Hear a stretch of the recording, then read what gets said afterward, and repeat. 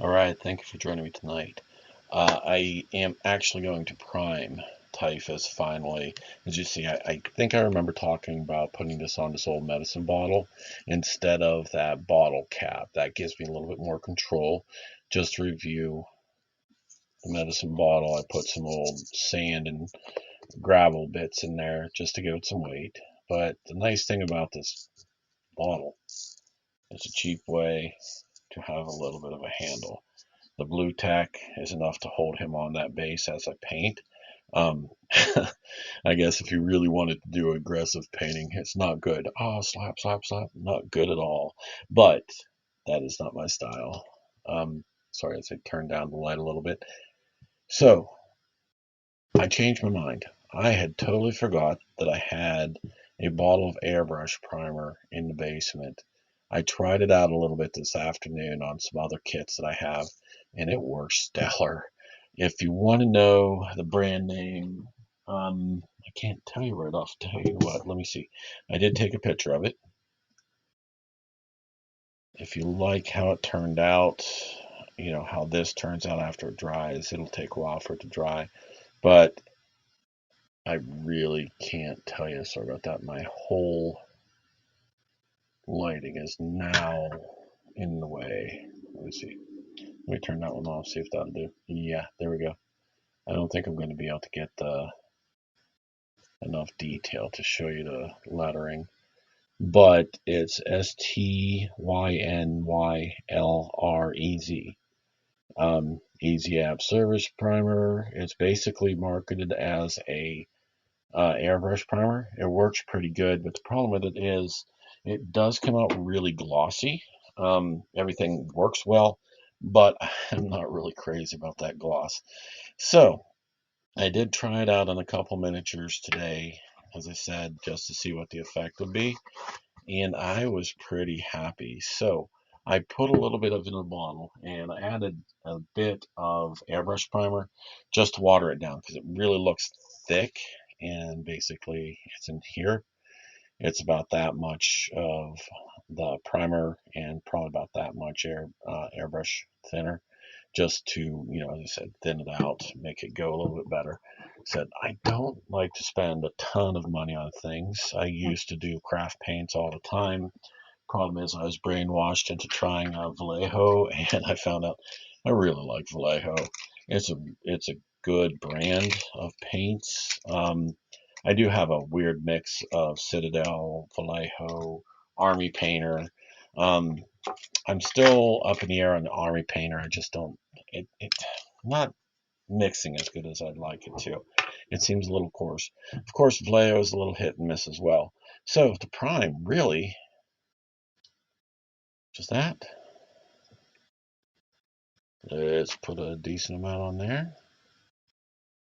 If you notice over on the side is also that chaplain I was working on, a little glossy, a little darker. I tried the medium um, primer that I was using, or the mix I make. It did okay. It really did, but I really was super impressed with this. I'm going to even add a little bit of water to the brush. But the prime, it's super, super easy. Just, yeah, I like my sound effects, so leave me alone. Anyway, basically just slap it on there, dab it, whatever you need to do.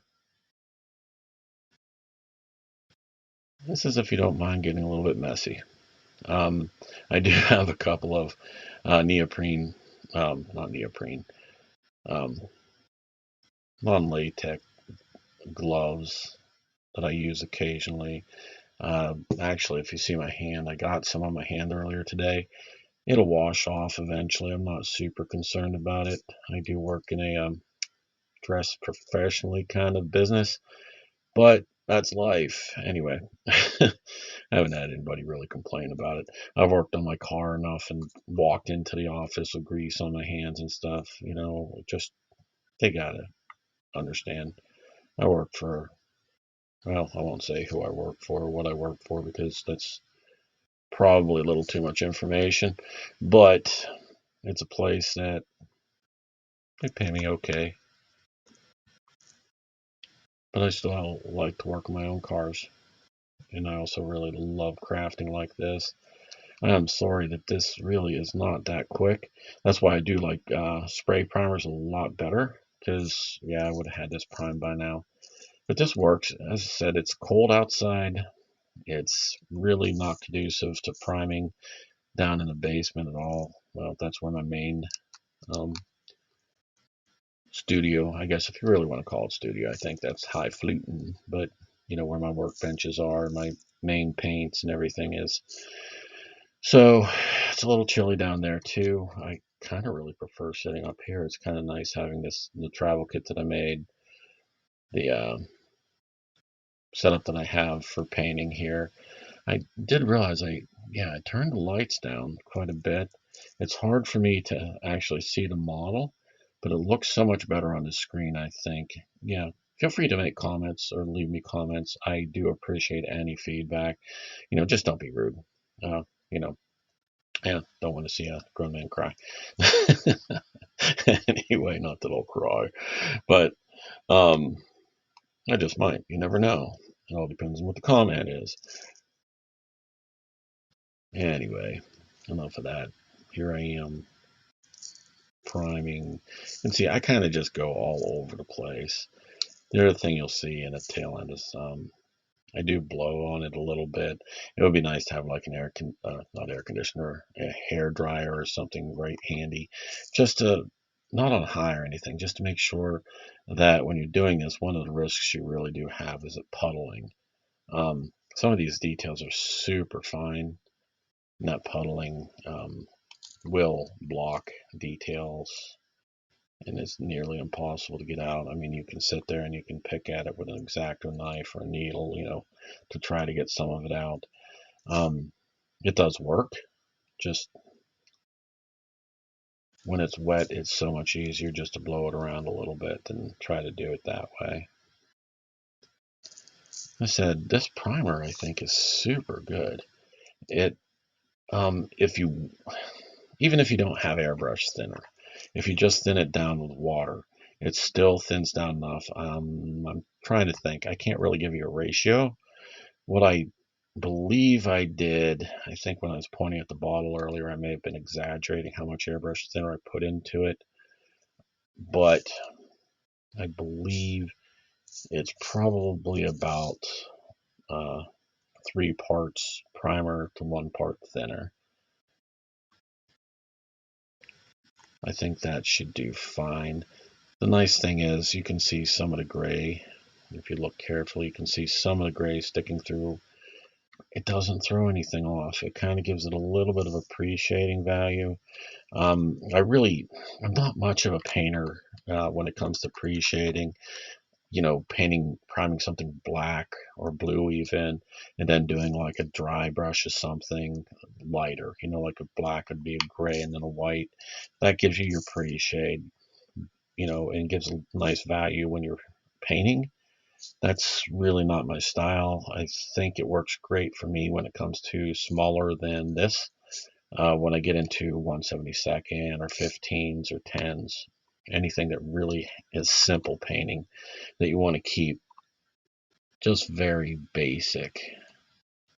Problem with this scale, it doesn't lend itself super well to the way I paint.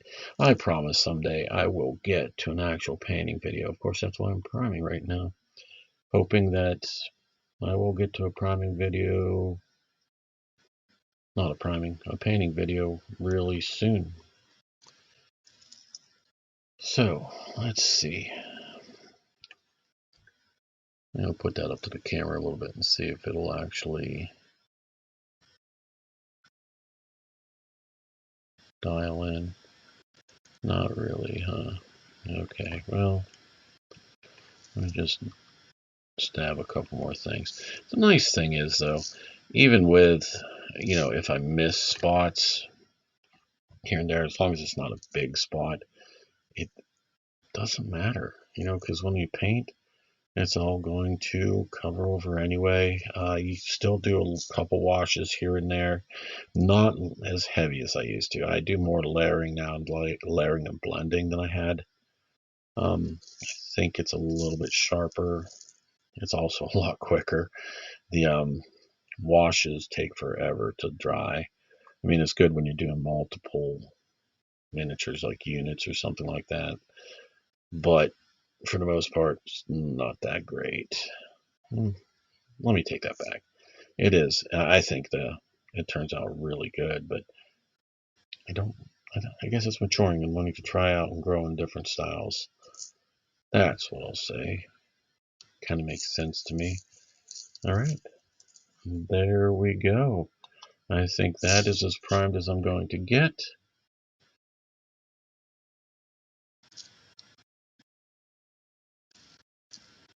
And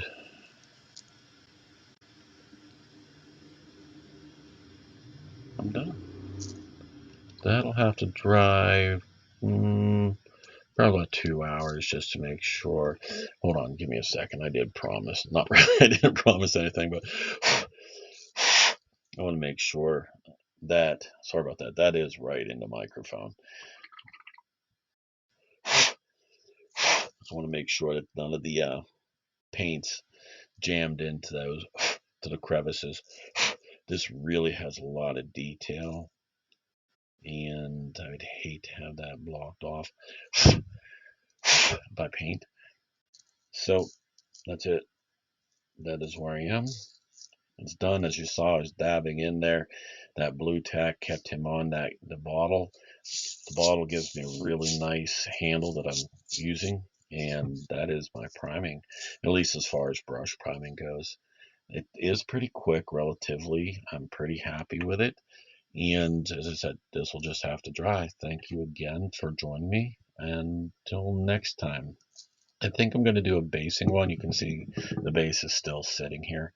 I'll do a basing one shortly just to show you. As I said, I'm going to go with a darker brown overall and then do the rocks and stuff. But I don't do static grass and tufts until the very end after I paint a miniature and base it, or mount it. So I will talk to you later.